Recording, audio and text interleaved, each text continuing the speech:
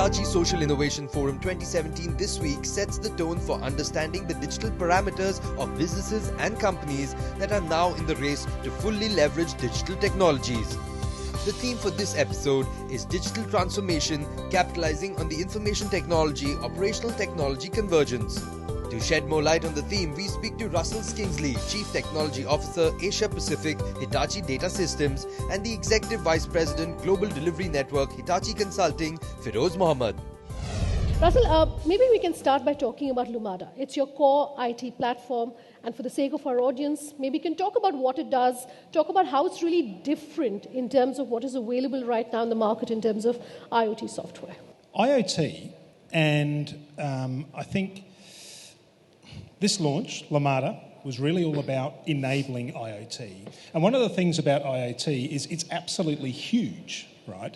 And everything about it is massive. So there is a massive amount of data. There is a massive amount of connected devices. There's a massive amount of potential applications. And so the idea of Lumada was really to bridge this gap. And this is what Hitachi sort of took on as a mission. Let's try and fill that gap between the infrastructure and, the business solutions. And that's what Lumada's all about. It's really a framework. It's really a collection of blueprints for particular IoT applications. And it's also a collection of software services that Hitachi can provide. But I think one of the things that's important as a differentiator, if you like, is it's also designed to be an open platform. So the idea is that Hitachi does build some end-to-end IoT solutions, quite a lot, but we're not so arrogant as to think that we're going to be the only ones who come up with those solutions. And so the platform is open to allow others to take advantage of it and contribute to it. So maybe you can also talk to us about how Lumada, for example, can be used for different industries in India. Okay, so, artificial intelligence is one of the most important pieces of this. It's the way that you are going to be able to bring machine horsepower to a very, very large problem. And so this might be, for example, we've recently announced some public safety initiative, which is really around video analytics. Well, artificial intelligence could be brought to bear to solve, quite complex computational thought-type problems, to analyse what is going on in videos, to then be able to provide, meaningful advice to human beings off the system, if you like. But it does rely on artificial intelligence, the ability for a machine to learn, to recognise patterns, and to make inferences is a really important part for, I guess, the scalability of IoT in the future. Okay, so let's talk about the industrial Internet of Things, IoT, and talk about how things are really changing as far as Asia Pacific is concerned. IoT it's an absolute revolution, right? And so you'll quite often hear HDS talking about, and a large number of other vendors talking about digital transformation. What that digital transformation really is at its heart is a recognition that traditional enterprises perhaps have not used data in the best possible way, right? And it's probably been best illustrated by some of the innovative internet-based businesses that have come along and disrupted traditional businesses. By and large, they have done this because they have made better use of data, and they have accumulated a lot of data that we may have traditionally thought was meaningless, right? And they've applied big data analytics practices to this and have been able to make inferences that are valuable to businesses. Okay, so ladies and gentlemen, we'll be breaking down big data, industrial IoT, and much more in just a bit. But one quick last word with you before we let you go. We are going to be talking about this as well in a bit, but the convergence really of IT and OT, operational technology and IT. And in one word, where is that right now in your mind? In one word, infancy, right? We're only at the beginning of this process, and we are going to see much more of it. All right, Russell, thank you very much for your time. Okay. I will invite you back on stage in just a moment. But for now, can I please invite up on stage Feroz Mohammed. He's the Executive Vice President, Global Delivery Network at Hitachi Consulting Software Services. Feroz, thank you very much for chatting with us. Let's start by really talking about the work that Hitachi really does in India in terms of the consulting software business and what you're doing that's really different from what we're seeing in the market now. Hitachi Consulting is an integral part of Hitachi Limited. And so I think the way we are different from the competitive differentiation that we have with other consulting firms is the fact that we actually can draw upon the powerful heritage of Hitachi Limited, the corporate power of Hitachi Limited, the institutional stability. But more important than all that stuff, we can draw upon the huge amount of industrial expertise that is there in Hitachi Limited. So what we offer is more like an outcome-based solution for our customers. And these outcome-based solutions have all elements of it. In the new world, I think as businesses transform and disrupt themselves, it calls for a different way of consulting. It calls for what we call as a collaborative co-creation. We don't claim that we solve all the problems. But what we claim is that we have a lot of assets that we can bring to the table. Okay. Feroz, what is interesting about big data, IoT, and social innovation, of course, is that it's not just companies like yourself which are talking about it. The government on its part has gone all out. They're talking about digital India, Absolutely. They're talking about skilling India. So maybe you can talk to us about how you, for example, are working on innovation and how these programs are really working through you. We are working on some public safety solutions in India, the video analytics part that Russell just alluded to. So we are working on some of those solutions for smart governance, smart real-time governance. So that's an area that we're working on. We're working with smart cities to build an IT data exchange, a city data exchange. And we're also working at the grassroots levels in some sense. So we are beginning to work with a project called Farm to Fork, trying to work with farmers in India and trying to create a model where we can increase the yield using IoT. The IoT sensors look at various data that comes from the field, the moisture levels and the fertilizer levels and all this stuff, and use that, do a lot of analytics on top of it, and try to improve the yield. So we're working with educational institutions, a lot of educational institutions, the premier ones, where we're actually working with them to enable them to learn, become digital, the talent to become digital much faster. So we're working very closely with the startup ecosystem because we believe that a lot of these innovations are going to come from different sources. Okay. We can't claim that we will solve the entire problem. We'll probably get about 60% of the solution to the table, and we would have to depend on a lot of other people to solve the problem. Maybe you can talk to us about how CIOs then are on their part using this technology and innovating, especially using Lumada. The CIO's role is getting redefined and changed. So till now, the CIO was more about optimizing the enterprise, it's all about cost cutting, it's about IT as an enabler to optimize the business. And from there, I think it's changing quite a bit. It's about as the businesses themselves get disrupted, I think they are looking at means and measures to disrupt themselves. And then a lot of companies have introduced a concept called a chief digital officer. And the line gets blurred between should the CIO become the chief digital officer, should the strategy guy become the chief digital officer. A lot of companies actually have the CIOs take up the chief digital officer role. So that's a subtle shift that we're beginning to see in most of the CIO roles. Okay, one quick last word then before I let you go. Do you think that the convergence is inevitable? Yeah, if you look at traditionally the IT part of the world, right? So it was all data driven. It was all about using data to manage the processes. And so whereas the OT part of the house was more physical. It was about building equipment, building products, building machinery and all that. So one turf was the IT, the other turf was OT, and data was predominantly the purview of IT. So yeah, in essence, so there has to be a way for this to come together and converge and be as a unified science, if you will. Thank you very much for that, Feroz. Can I request you to stay back? Sure. And can I request Russell to please come up on stage? We have a short book launch. successful digital enterprise requires a change that puts digital at the heart of the business. Hitachi's latest thought leadership book, Engineering the New Reality, reflects just this and examines how organizations can thrive in the new world of digital.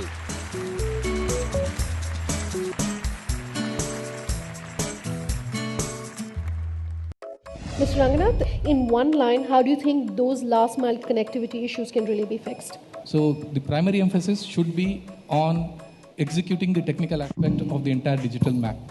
That's it.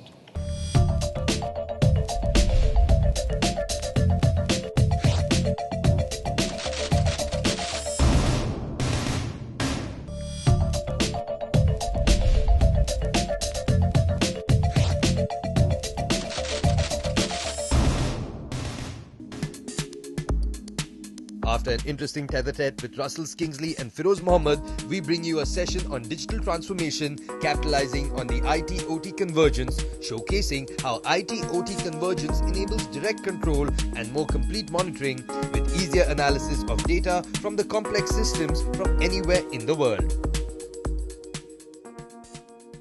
Very often when I ask people, what do you mean by digital, and we're going to come to digital in a bit, everyone's approach and everyone's thinking about what digital means to them, what digital means to the industry is different. So maybe we can start by defining IT and OT.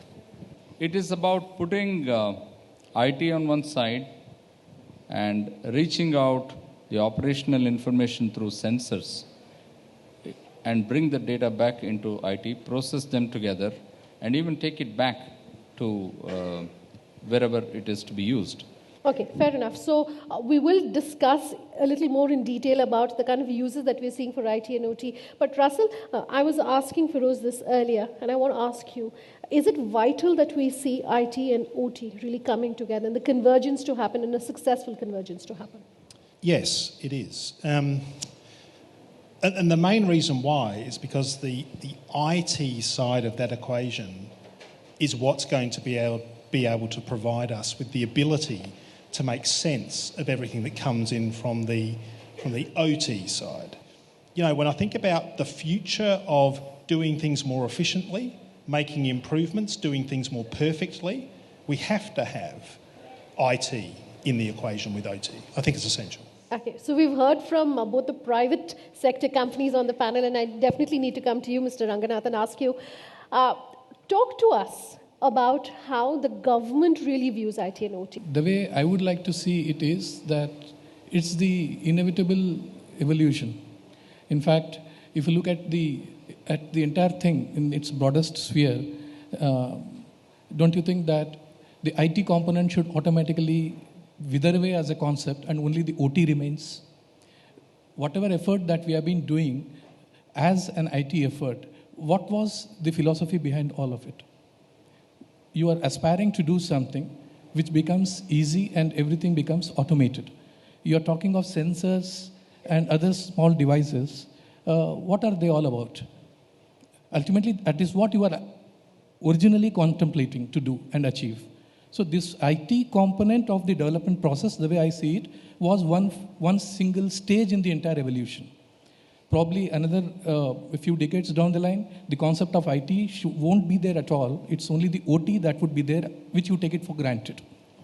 So I would look at it that way, that convergence, inevitably it's going to happen, but operational technology would take the component of IT as a minuscule, inevitable component, and OT is something which will remain for a longer period of time. Any thoughts, Russell, on that? Yes, I think that's right. I think right now we are calling this IoT because as if it's something special because it's kind of new, but it will inevitably be rolled into OT as a matter of course. Feroz, let me come to you. And while Russell is saying that, companies are increasingly now looking at collaborating between IT and OT, do you still think that IT and OT are being developed as separate systems, and therefore, while we are saying yes to convergence, we are saying that there has to be more work that happens between the two, that the business sense really for collaborating has to be seen as being urgent and vital? Yeah, no, I couldn't agree more. I mean, as you said, today it's like completely two different realms. So now I think there has to be an osmosis. People from this side need to understand more about software. People from the software side need to understand more about this. And as I already pointed out, right now there are no clear standards. So I think over a period of time, there will standards that will emerge on this coalition of IT and OT. There will be new standards that need to be evolving. And Lumada is one such attempt at it. I'm sure there will be more such attempts, and it's going to get refined over a period of time, so it's going to evolve. Okay, I will come and ask you about Lumada in just a bit, but before we go any further, Vinod, maybe I can ask you to talk about what is going to be, in your mind, a successful IT-OT collaboration and integration. Is there a checklist that companies can follow? Let me give you a reply based on two examples. Say if you look at one of the large telecom companies, when they're trying to onboard customers, they use a paper method. You have to submit a form, and that form goes through n number of hands, and then finally you get a SIM card which gets enabled over a period of time. Now the whole transaction could last a few days.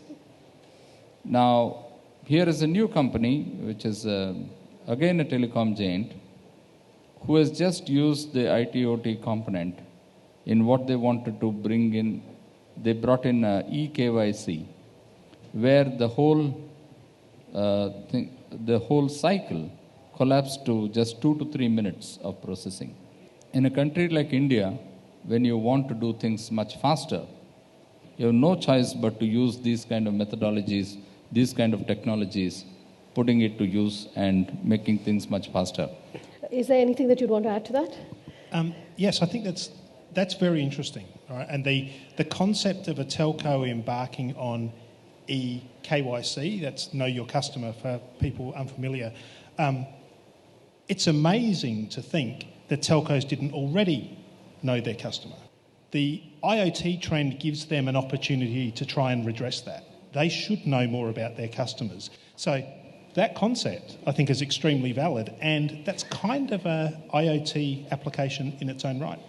Okay. Before we come to talk about some of the solutions that are possibly available, and I'll come to you on that, Feroz, Mr. Rangnath, I'd ask you to comment on the people aspect of training people within organizations to make them more ready for IT and OT and the convergence. Yeah, it is very much warranted, but at the same time, I can speak for myself from our experience, in EPFO.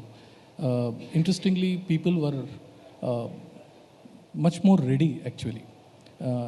Because when we're talking of the KYC aspect of the integration, the IoT operationals component, we already have introduced that as a regular feature from this year onwards, where we have integrated for our pensioners, the collection process of the life certificates, which we take annually.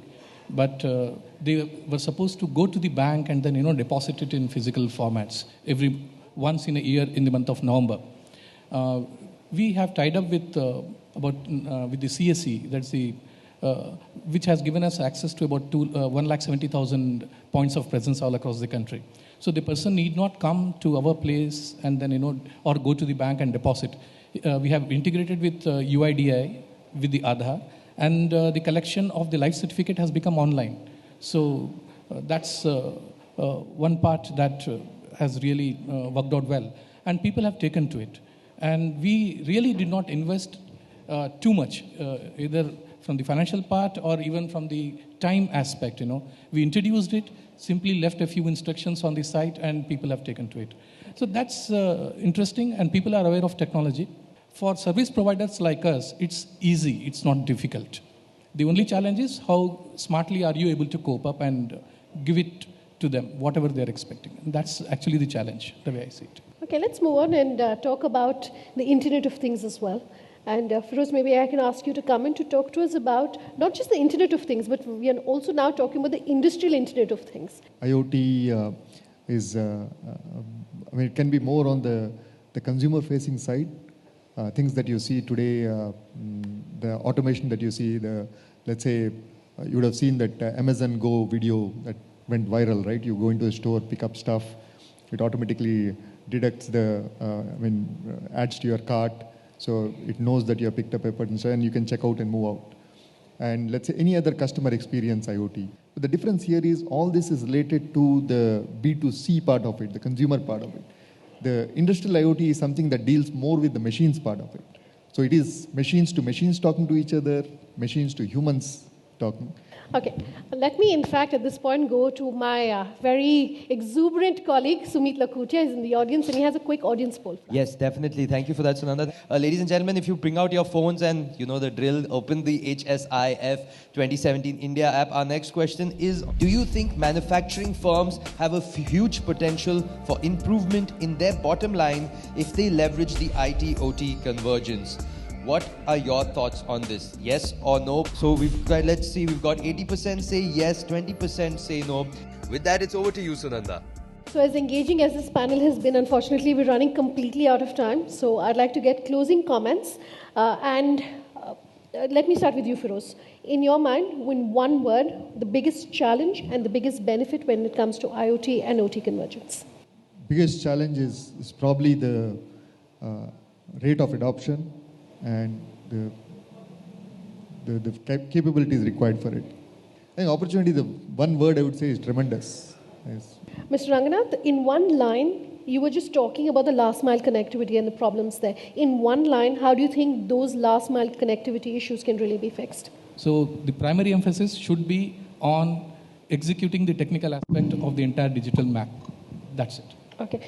Vinod, since Infosys works very closely with the government on several projects, maybe I can ask you in one line to also talk to us this evening about how IT and OT can be used more effectively in PPP projects.